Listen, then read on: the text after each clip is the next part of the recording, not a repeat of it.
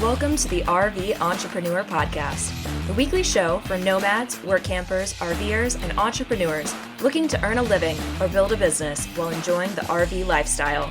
This week's host is Heath Paget. Let's settle in and enjoy the RV Entrepreneur Podcast, brought to you by RV Life. Hey, this is Heath Paget, and I am so excited to be hosting an episode of the RV Entrepreneur Podcast after quite some time. If we've never met before, I was a host of the RV Entrepreneur for several years before the amazing Joshua Sheehan took over the podcast last year, and I'm excited to be back. On today's episode, I'm interviewing my friend Ashley Mann. Ashley lived in a fifth wheel with her husband Josiah for several years. She's been a speaker at the RV Entrepreneur Summit, and she started a website called RV Inspiration and another site called Renovated RVs for Sale. Currently now on Instagram, her audience is over 100,000 people, and she's created a site and resource to help your RV feel like home. And she recently sold that blog to Alyssa and I, which we talk about in today's episode. We also talk about how Ashley got started with her website, what were some of the first articles that really got a lot of momentum, what she feels is most important when you're creating content on a blog or a website, how she works with other creators to actually make the content because she doesn't do a lot of it herself, how to differentiate yourself when you're creating content in a noisy world, and how to think about processing out your blog or content so you aren't critical to the business.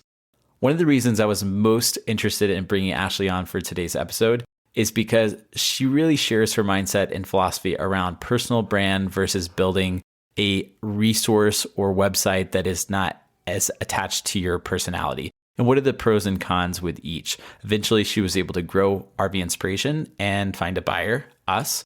And a lot of times, whenever people finish their journey of creating content and maybe it's gotten traction or maybe it hasn't, the only options are quitting because it's so attached to who they are as people. But Ashley was able to build something that, while still linked to who she was and what she was interested in, was ultimately a sellable business. This isn't always the right path for people, but I thought it was an interesting conversation to have, and I'm excited for you to hear it. Here we go. Ashley, what's up? Thanks for coming on the podcast again. Yeah, thanks. I was thinking that too, that it's been, how long has it been since the last time I was on? I literally have no idea. We met in Denton, Texas. We were there because we had just moved there. So it's probably like late 2018, early 2019. 2019, yeah, because I was a speaker at RVE Summit 2019. And I think it was maybe like right after the summit that you Yeah, we met and I was like, oh, it's a real person and you're fun and I like you. And so it's like, yeah, come talk at our conference. That's the bar. That's the bar for speaking at RVE. Well, I'm excited. You're my first guest that I'm having. As now I'm a monthly co-host on the podcast. And I'm excited to be able to jump in and, tell your story and how it's progressed. The first time that you came on, you talked about kind of the beginning stages of RV Inspiration. I think you had reached a point where it wasn't quite a beginner and you had gotten some traction, but you weren't quite where it grew to. And so there's some evolution that's happened then. And you recently sold RV Inspiration. Full disclosure, I'm the buyer. Alyssa and I bought your blog.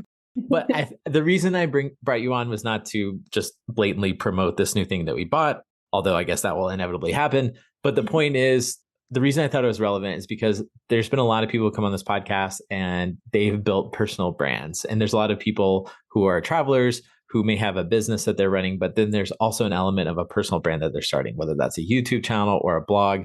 And I think one topic of conversation that does inevitably come up, and at least it came up with Alyssa and I, is, are we building something that is just a personal thing that's fun? Or is it something that we're trying to eventually grow and step away from eventually?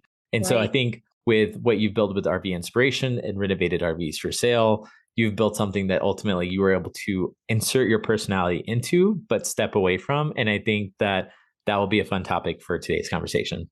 Yeah. So before we get into the selling, maybe a little high level overview, you can tell us what was the kind of 30-second origin story of RV Inspiration and why you started it. I had actually forgotten what inspired me to start it until I was cleaning out my Google Drive folders as I was preparing for the sale. And I came across an old screenshot that I had saved in, I think, 2017. And it was a screenshot from the Digital Marketer blog, digitalmarketer.com. And that was a blog that my husband, Josiah, had been really reading a lot to learn about content marketing and how to have a profitable blog. And at some point, I probably said something about, like, I was in a lot of Facebook groups where RV owners were sharing ideas. And I felt like it would be great if there was a central hub for all these ideas to exist in one place where people could find them. And this was back when people were kind of just beginning to renovate RVs and live in them full time as like a trend. So it wasn't something you could just look on Pinterest and see to the degree that you can now. So I had the idea, and then Josiah sent me these links to these digital marketer articles about how to create a content kind of blog. And the quote that stood out to me, I don't remember it word for word, but it was basically the idea that the internet is overrun with information and that we don't necessarily need new information, but we need curators to gather that information and make it easy for people to find and organize it. So that was kind of the central idea that I had at the very outset of the blog, was not that I'm the expert and I'm just telling you all about my experience of RVing, although I did do some of that.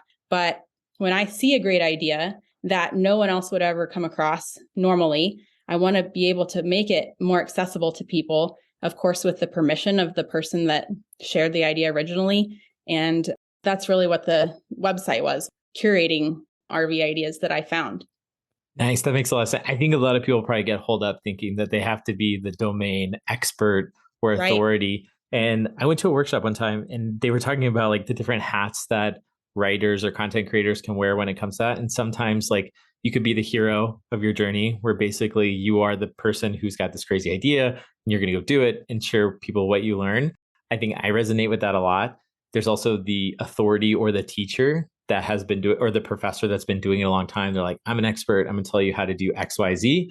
I don't resonate with that at all. And then, like you said, there's kind of another hat, which is this curator, like you're bringing all these ideas into, this one house. Do you remember your first, couple articles that you wrote for the site? Like, do you remember what those were?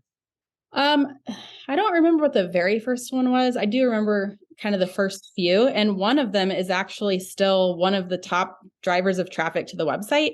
It's about ideas of people who remove their dinette booth from their RV and then put in like something else, like a table or a sofa or just whatever. And I just collected, because the reason that I had that idea, I didn't know anything about SEO at the time or keyword research.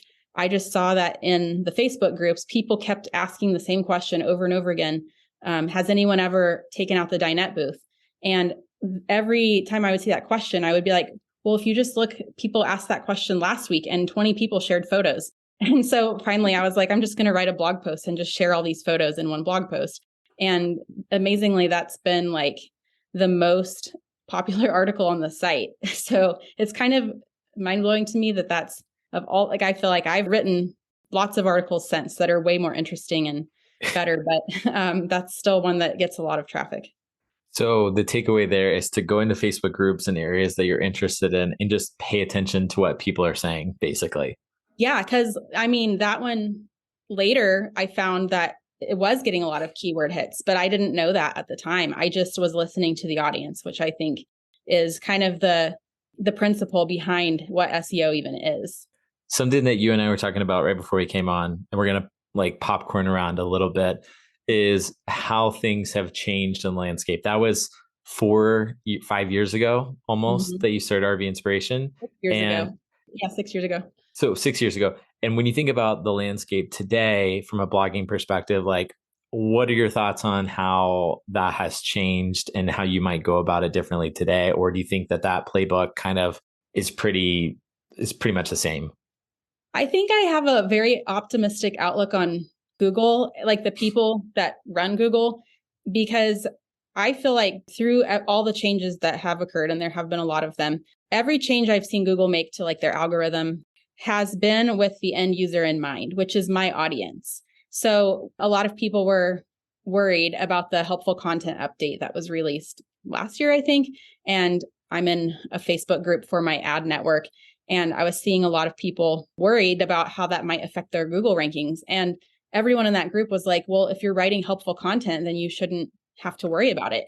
And so that's what I see from Google over and over again, is that, yes, people come out with like ways to kind of hack the system and rank. And it's been discouraging to sometimes have lower quality content that outranks my content that I feel like is better and I've worked very hard on. But I don't feel like it stays that way long term. I think Google continually improves their algorithm, and their motivation is to help the end user. So I believe, I mean, this is a kind of a faith element almost, but I believe that if I continue to put my audience and their needs first, then eventually Google will reward that, I guess. So even with all the changes of like more people outsourcing content writing to like very cheaply paid writers, and now even with AI as like a new, people are writing amazing blog posts that are totally, you never would know that they were written by AI. And that can feel threatening to someone who feels like maybe their job is at risk. But I think that there is always going to be a human element of like personal experience and quality. And I just feel like if you continue to know what the audience wants, if you are part of that audience, especially, you're going to know better than Google or like an AI generation machine will know what that audience wants. Yeah, it has been crazy following along with the AI chatbot trends over the last few weeks. If you've been hiding under a rock or maybe in a BLM site without Wi-Fi, basically there's this chatbot out there that is AI driven, and you give it prompts, whatever you want, and it will give you these very realistic, insanely detailed. I mean, you can be like, the other day I told it to write a rap song about my brother-in-law named Ty, who likes video games and has 3 kids. And and it just spits it out. And it's just, so it's crazy. I mean, you could say like, hey, what are the most important things you need to look for when buying or like when renovating an RV? And it gave me like 5-6 steps. And I haven't written that blog, Right. But I was just curious, like what kind of prompt it would come up with for something like that. So it is kind of crazy. But it's also potential for help too. I mean, it can be helpful. Like if you're actually guiding it, I think that there will always be like a human element that will make the results of the AI more helpful than just like shortcuts. I think that's the thing, is like anytime people are looking for shortcuts and trying to get rich without work, I feel like ultimately they're going to maybe have short-term success, but it's not like long-term real success. That's just my view though, my faith. Yeah, no, I have the optimistic outlook too. So I could get into a whole conversation about that. When I feel like I'm talking to some people and they're just talking about how things are getting so bad and, things are going to get worse. And I think it does kind of come down to underlying, like, I just have an optimistic viewpoint that things are going to get better and trend. That's just how, I've opted to live. But one of the things that you said stuck out to me. And I think when a lot of people are getting started with content or business, like you can get very overwhelmed and think you have to do so many things, like email lists, be on all the social different platforms. But one of the things that comes to mind when I think about that is how we ran our RV Entrepreneur Summit, which in my mind, my frame was, because you could get overwhelmed by all the details. If we just do a few things right and do those things really well, even if some of the other things don't work out, like it's okay. So those things will kind of fall into place if you do a few things right. For us, it was like find amazing speakers, be very thoughtful of the experience, have a great venue. So there's like a few kind of like bolder like anchor points for you as a blogger. When you started out, what were those things for you that, were kind of non-negotiables? If you do those things well, the other things fall into place. Do you mean in terms of like what I focused on, like my time and resources? Exactly.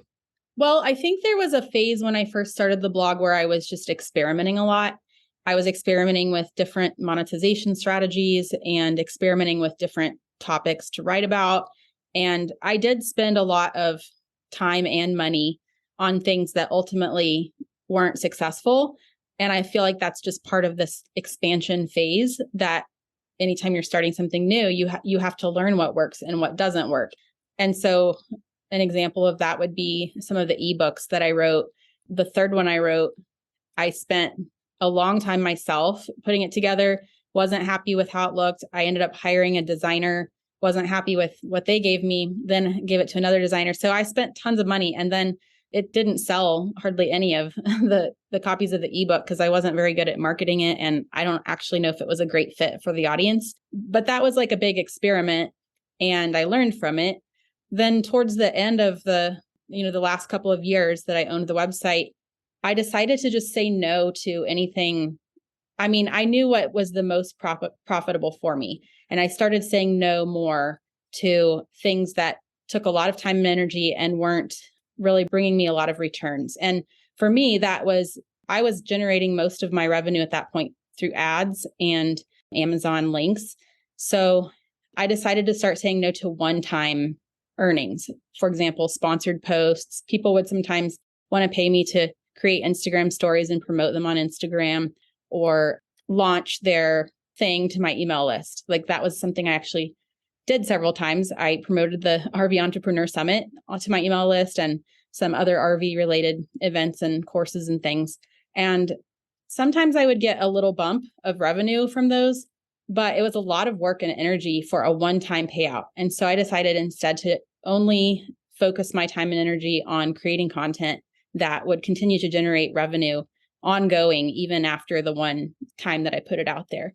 So I did have to kind of get to the point where I was saying no to the things that didn't serve the content generation goal. And then I did also look for ways to more automate and do, like, I invested in things that would help me with content creation and things that I felt like I needed to have, like a Facebook page, but it wasn't really directly bringing me revenue. I didn't want to spend a lot of time on that. So I kind of just put it on autopilot with the software. So those are kind of some of the things, some of the decisions I made to focus my energy on what was working. I think one of the benefits from a buyer perspective on how you have created the business is that there's all these kind of different ancillary revenue streams with advertising, Amazon Associates, you've got the listings on the renovated RVs for sale. And versus if it had been all these one-off kind of mini client projects, if you will, like we're going to do a launch for this, a launch for that. I'd be like, oh, okay, what am I buying here? I'm buying like 8 of your relationships. Like, not that, you know what I mean? So that's just something to think about. Like if you're trying to build something that's sellable, those revenue streams that are much less about you and your relationships are going to go a lot further. So speaking on that, from that front, you talked a little bit about the balance between how much of your personality do you put into something, because we're at this kind of interesting moment with AI where a lot of this content, we're not going to be able to tell. We already probably can't tell if something's written artificially or not. And I don't want this to be the whole theme of the episode, but it is an interesting moment. But also, if you put too much of your personality into it and the goal is to eventually step away, that can be a challenge too. So how did you think about that in terms of RV inspiration? How much of your personality did you want to put into the business? I never put a lot of I never wanted the business to depend on me or to be about me, because I did always think that maybe I would sell it one day, or maybe I would hire other writers. And I wanted it to feel like it's about the content and it's about the information. And also, just kind of by coincidence, I ended up living stationary in an RV for 3 years. So my experiences were pretty limited beyond the first few months. I mean, I did some blog posts about how I organized my RV, but you can only organize your own RV so many times. Yeah. So then I started having to source content from other RV owners' experience. So kind of by necessity, I had to not make it just about my own boring life in a trailer park. That's good. That's the name of your blog, My Boring Life at a Trailer Park. Right. But then we like do go to this whole, if you're too removed from it, then it's easy to copy. And sometimes that did happen to me. I would write an article that did really well until someone else came along and wrote the same article. And then the newer article outranked my original one, even if I was the first person to think of writing about that topic. And that felt really frustrating. I do have some content that's still doing pretty well that I think it's a good blend. It's like, it's not dependent on me as in this is my story, but there's an element of personal experience that makes it really hard to duplicate. And I think the best example is I have a couple of articles about skirting your RV for winter. I have one that's like a roundup of the best, or really all, it's like complete guide to types of RV skirting. Here are all of your options when it comes to RV skirting. And other people have written similar articles that are also doing well in Google. I don't know where the one I wrote is sitting currently. I tried to be very helpful and comprehensive and make it the best possible article on that topic. So I think it is still doing pretty well for that reason. But it is something that someone could write without necessarily having lived in an RV, even though I do think somebody who has that experience of buying RV skirting is going to have a little more insight into what makes good RV skirting. But Google doesn't necessarily know all that. But I have another article that's about how my husband and I made RV skirting out of billboard tarp vinyl. And that article is like an AI content machine could not create all those pictures of us like grommet punching the tarp vinyl and hanging the skirting and then talking about what we learned and what we would do better and different next time. Like that's something that if there was a team of writers that were also RVers writing for RV inspiration, you could have that type of content without it being dependent on the owner to create, but it is still personal in that it's about real RV owners' experiences, if that makes sense. Yeah, no, that makes sense. So it sounds like what I'm hearing is like, if you create something good content wise, like other people are inevitably going to copy it. But the goal is to, I guess just think of unique content that nobody else is doing. I mean, I think so. And also to kind of like stay on top of the trends that you're seeing and whether that means you're part of a trend. Like I wasn't making RV skirting because I thought it would be a great blog post. I thought I needed to make RV skirting and I thought, man, there's no great idea out here for how to make your own RV skirting. All I see are these expensive options. I'm just going to make my own and then I'm going to blog about it and blaze that trail. And I know other people are doing that in their own way with different things. Like I know I talked to the couple that bought the campground in Montrose and I was like, so many people want to start an RV park right now. And you guys should be blogging about all of the challenges and the difficulties. And they were kind of like, well, we want to wait till it's perfect before we start blogging about it. And I was like, no, this is when you need to be blogging about it because you're blazing the trail right now. And that's what other people want to read about before they venture out on their own. Yeah, totally. I agree. There was very little helpful information around buying and building an RV park. And it's probably why we made some of those mistakes ourselves. As far as sourcing content, if someone's thinking about starting a blog and they don't want to necessarily be the domain expert or they want to insert some of their personalities into it, but also get ideas from other people, what are some of the best ways that you went about sourcing content from other creators? I think building relationships is really important. And that can depend on the niche that you're in. Initially, I was in a bunch of Facebook groups and I was really active in those Facebook groups myself. So it wasn't like I was just there to poach content. And then when somebody would post a picture, I would maybe leave a comment or send them a message and ask them if I could feature their photo on my blog. And they were always really excited about the idea. Later on, I used Instagram that same way. And people now know RV Inspiration well enough on Instagram that they're excited that RV Inspiration wants to feature their photo.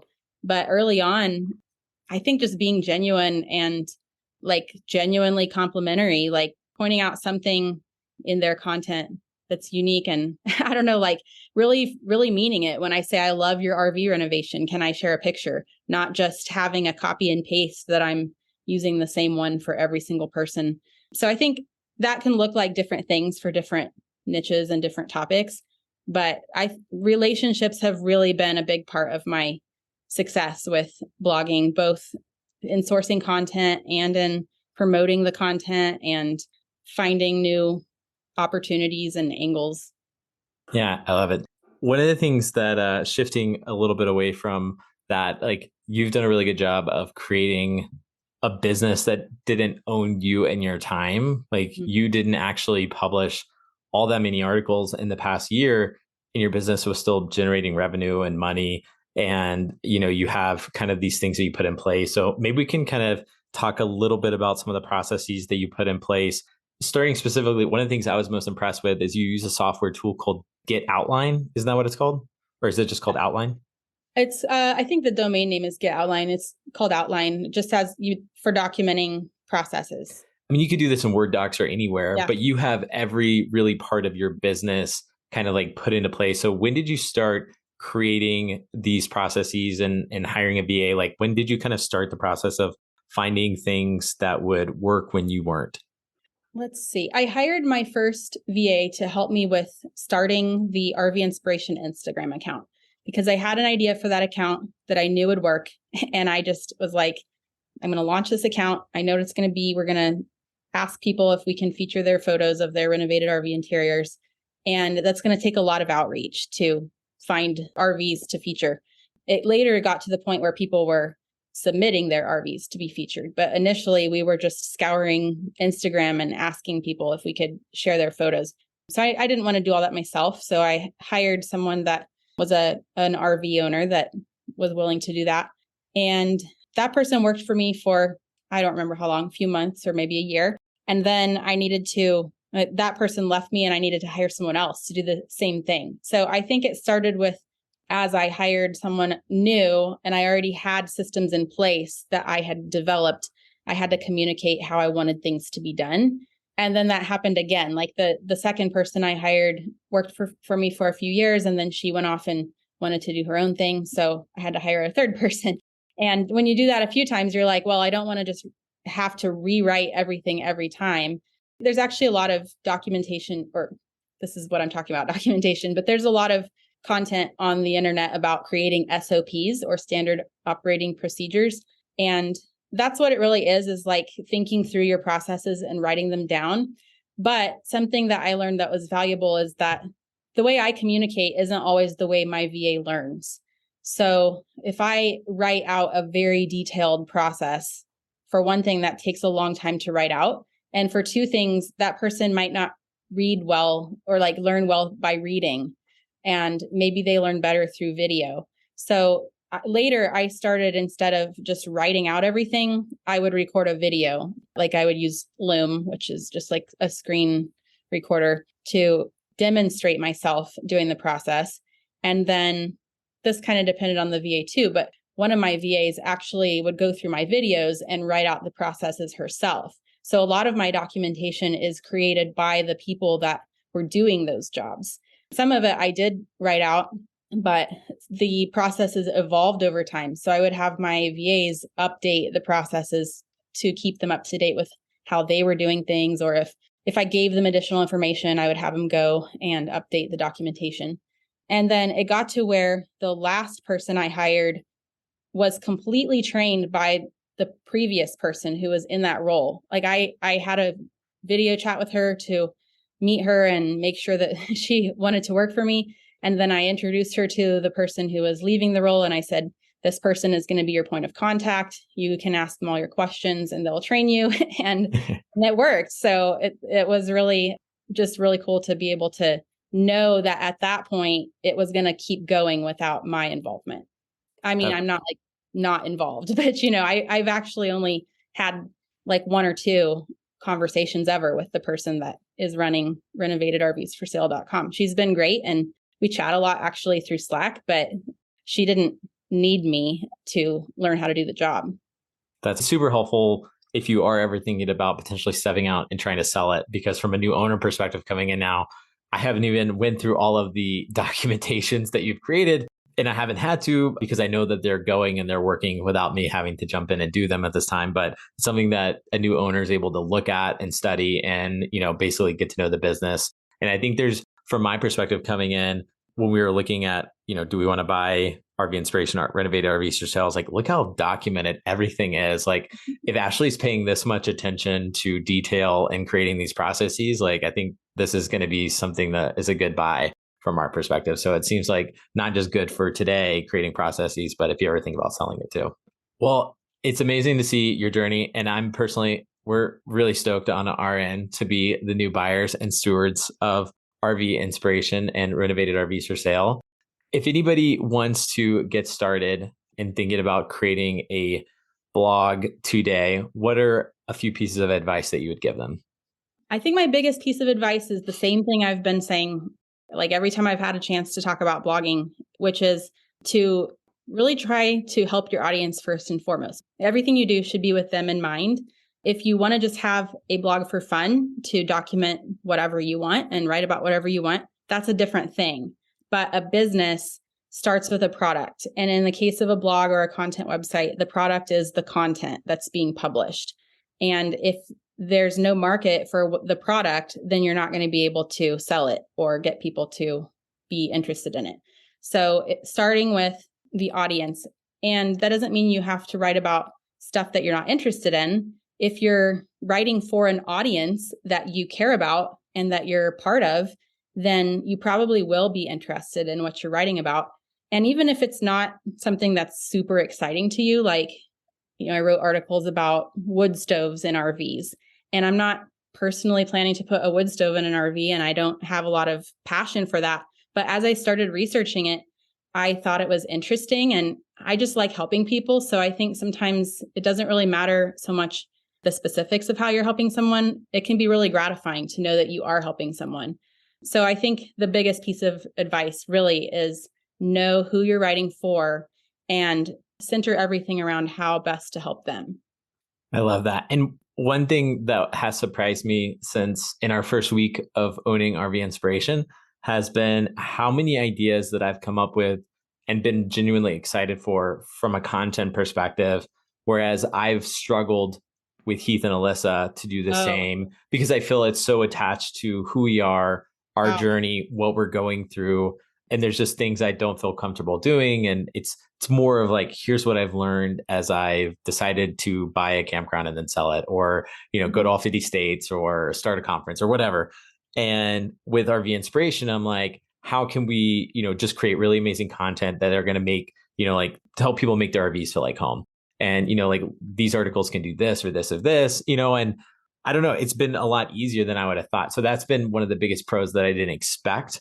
Like freeing almost. It's totally freeing. It's like, this isn't about me. This is just supposed to be helpful for somebody else.